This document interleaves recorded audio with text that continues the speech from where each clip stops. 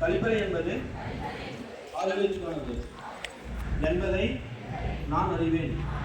நான் பிறந்த எனது ஊராட்சியை சுத்தமாகவும் சுகாதாரமாகவும் வைத்துக் கொள்வேன்.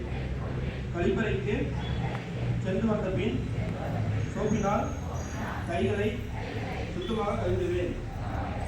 வாந்தி, வயிற்றுப்போக்கு, சாரா, கைப்பறு, மஞ்சள் காமாலை போன்ற நோய்களிலிருந்து விடுபட கழிப்பறை அவசியம் என்பதை நான் அறிவேன். பொது சுகாதார வளாகங்களை என் வீடு கழிப்பறை போன்று பயன்படுத்துவேன்.